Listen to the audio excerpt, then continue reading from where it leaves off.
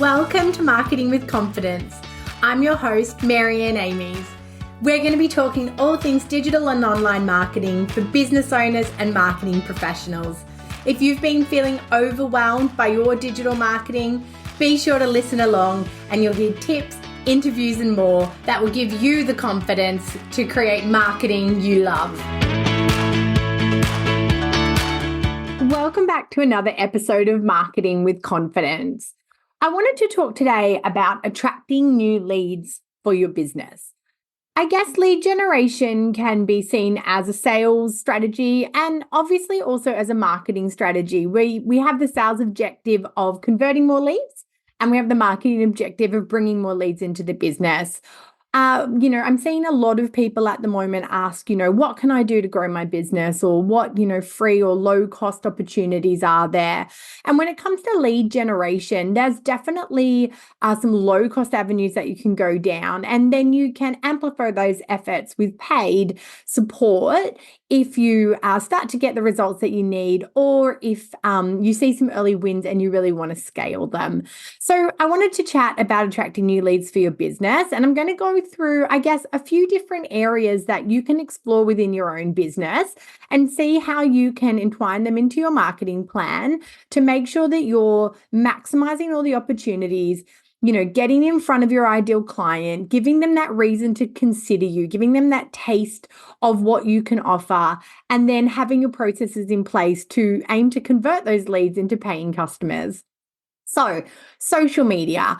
At the end of the day, when we are using our social media correctly, when we're optimized with a strategy and we have the right foundations in place, social media really should become a lead generation tool. So having that strategic content rolling out across, Facebook or Instagram, all our key platforms and LinkedIn, that are relevant to our business should then be able to funnel towards lead generation. So we can use social media organically for awareness. And again, using the right sort of content that the platform favors, we can grow our awareness on those platforms to start to increase the numbers of our ideal client that are getting to know us and moving to consider doing business with us. Social media can obviously be used sparingly, for a sales pitch. But things like freebies, and I'm going to talk a bit about that later, can also be published on social media and with new tools, can become a really good way to turn that community into a conversation that can lead to sales. People experience a lot of that conversation now in DMs. And, when you have the right content going out that really engages your ideal client, you'll find you start to have those DMs that are more about, how can I work with you? Or do you do this service? Or do you work with businesses like XYZ? Another great area for lead generation is your website. I like to think of your website as your silent salesman. So when you're asleep at night, hopefully you're sleeping, your website is there to answer the questions of people searching for exactly the services that you provide. So having the right content on your website, having an optimized website is going to make it a lead generation tool for you. So some ways to ensure that your website is not just a pretty brochure, but is actually, working to capture leads are things like, a newsletter pop-up or a special offer when they arrive, again, with a pop-up. So you're capturing that customer data.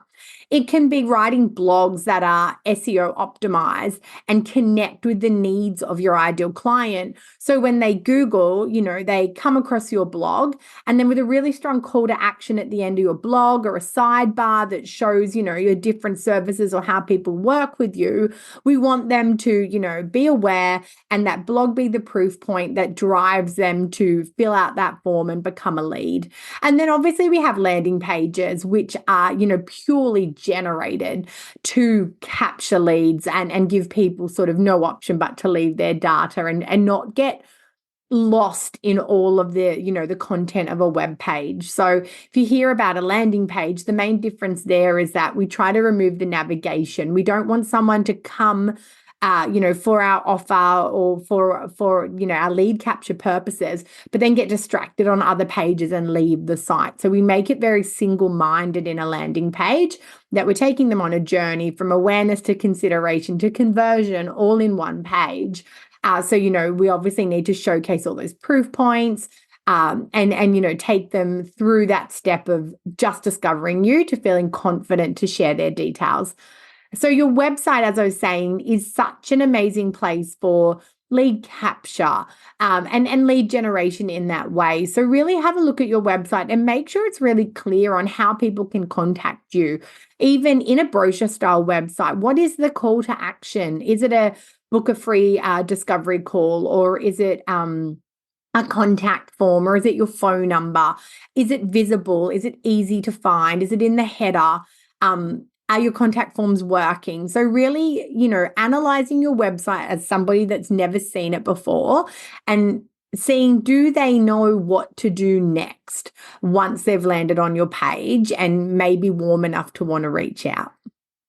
The next, I guess, most successful way to generate leads and attract new leads to your business is using lead magnets. So lead magnets are things like a free ebook, a free guide or downloadable. It can be that, webinar where it's either a pre-recorded webinar or it's a webinar that you are going to host at a certain time and have live for Q&A. It can be a white paper. So if you've got quite a B2B business, a white paper where you're publishing in-depth findings on a topic that interests your ideal client is obviously quite valuable, because that white paper is, something that is going to be more in-depth than a blog. So they're willing to hand over their email to get it. So when we're looking at a lead magnet, we're looking at, what can I create that's valuable enough that my ideal client will happily give me their email address to access. And it's all about capturing that lead. So something useful in exchange for contact information. There are some great tools now to help automate that process for you. Tools like ManyChat, even Facebook lead ads, where you can easily have the offer of what you'll get if you, supply your email address. And then things like ManyChat can help automate that over social media. So you'll see a lot more now people saying, comment free guide, comment super growth, comment tell me more. And the reason they're asking you to comment something specific is that ManyChat is an AI-driven system that will pick up that keyword and then automatically send a message back through DMs with the link to that information, or it will take that step of email capture. So it'll say, I'm so excited, I want to send you this guide, pop your email in here and I'll get it straight over to you. And again, it will email that directly out of ManyChat, so you don't have to manually manage that, and then you've got those leads to work with. Similarly, Facebook ads, if you run an ad on Instagram or Facebook, and I'm pretty sure LinkedIn has a lead generation ad now as well, you can create that ad about, download our white paper, download our in-depth report, enter your email here, and they'll pop their email in, and the system can trigger that send out, and then you can go back and use those email addresses. So what do you do when you capture emails from lead magnets? That is almost as critical as the value of your lead magnets. So when it comes to using lead magnets to attract new leads, the value that you give, the quality of that receipt is going to probably highly impact the outcome you get from your lead generation. So if you say download our free report and they pop their email in and the report is a, one-page common information, no insight, no value, they're unlikely to open the emails that follow. So what we want to do is we want to start with something really high quality that showcases expertise, that gives a bit of information, that, delivers on the promise or exceeds the promise that you gave for securing that email address. And then we want to use our email marketing. So either our CRM system or our, email system to automate some emails that go out afterwards. So we want to nurture those leads. And I mean, this is across any sort of lead that you attract to your business. Attracting the lead is the first step. Nurturing them on a path to conversion is just as important. So those emails, when you have a lead generation or a lead magnet tool, they might start by saying, here's what you asked for. I hope you enjoy it. And then a few days later, it might be, checking in to see if you had a chance to read it. Did you have any questions? You can book in here for a 20-minute chat if you wanted to discuss anything in there more. Or it might be, here's 4 articles that are a great follow-up to what you received. And then a few days later, you might have another email that says, these are the ways that we can help you, or these are some testimonials of clients that worked with us. Or when people read our ebook, they often ask, how they can get started with our services. And this is a little guide. So thinking about that journey, not necessarily, I don't like to hard sell too fast. I don't like to hard sell at all, to be honest, but I don't like to sell too fast. I would build proof and credibility, and around sort of email 3 or 4, make an offer, and then have a final email that's really around, great success stories or FAQs or something, again, that's more just trust and credibility and a bit of a I'm here when you need sort of thing. And the other important thing with those nurture emails is if someone converts during that nurture series, is that you go and remove them so they don't get the rest of the automated emails. Other easy ways to attract new leads to your business are to ask your clients for referrals. So, our existing clients, as I've said before, they know us and they trust us. They already know the wonderful work that we do. So it's really, important to ask. And again, in that business community, you're likely referring your customers to other services or to other leads anyway. If you're an accounting firm and your customer is a photographer, you're likely to be referring them to other clients. So when you ask for a referral, it's not, unheard of, or it's not unexpected or offensive, to say, if you love the work that we've been doing for you, we'd love it if there was someone you could share our details with that, similarly could benefit from our services. So that's a really, it's a really easy way to attract new leads and to get almost pre-qualified leads as well, because there's that advocacy when someone else talks about you. And leading on from that is partnerships. A great way to attract new leads to your business is to find other businesses you can partner with who have a similar target market, potentially have a similar client base in complementary industries. So, a real estate agent and a mortgage broker, you're both looking to work with similar people. How can you do something together, release content together, do a workshop together, hold an event together, or even just work in a cross lead relationship?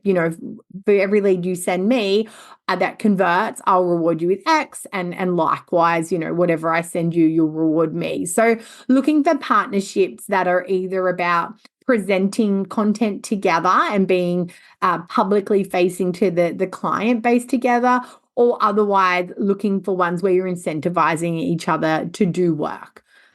And also, finally, I wanted to talk about in real life networking.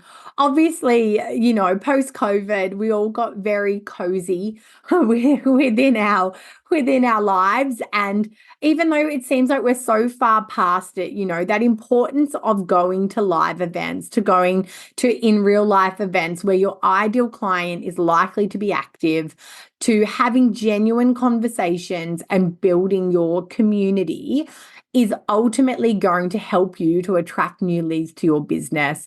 Again, it's not about the hard sell, it's expanding the network and the size of the network you have so that you can help others by referring them business, and likely they will also help you and refer you business. So looking at those networking events, trying to be where your client is. And I think that's quite interesting as well. As a marketer, it's interesting for me to go to marketing-based networking events with other marketers, but it's unlikely to grow my business.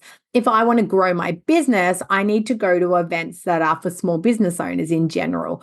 Or if I'm looking to grow, a niche and I'm looking to grow finance clients, I need to go to events where finance companies go, or where the owners of finance agencies or mortgage brokers or advisory firms are, and meet those business owners and start having conversations with those business owners.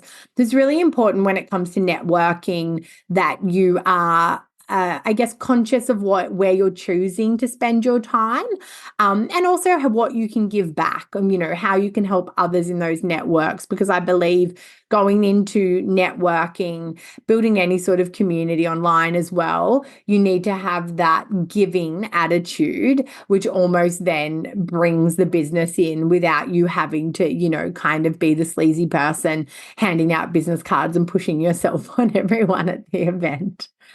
So, right now, I think attracting new leads into your business is really important, and spending time to understand what your lead generation strategy is for your business, looking at your marketing, whether it's social media marketing, paid ads, SEO, web content, newsletters, looking at all of your marketing and identifying how it can have a call to action or lead generation component appropriate to your audience and your business.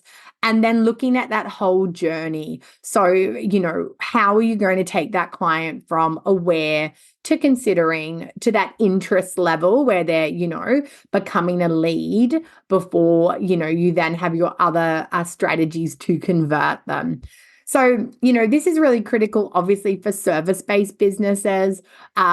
Obviously, within e-com, lead generation looks a little bit different, but this is, very focused on service-based businesses today. And just, I guess, again, taking that time, we're coming up to the middle of the year once again. That time goes so quickly. So, taking stock of your marketing effort, looking at what's working, looking at your customer retention, identifying how you're converting leads, what that success rate looks like, to really understand the number of new leads you need to attract in your business, and then having a strategy of, where you're going to start working to bring those leads in to convert them. Well, I hope you've enjoyed this episode today. I hope it's given you lots of new ideas on attracting new leads into your business. I'd love to hear about how you take this forward and your questions and your roadblocks too. So feel free to reach out on Instagram or over on LinkedIn and continue this conversation. And otherwise, I look forward to talking to you on here soon. Hey, thanks for listening to another episode. If you don't want to miss one, make sure you subscribe to the show in your podcast app.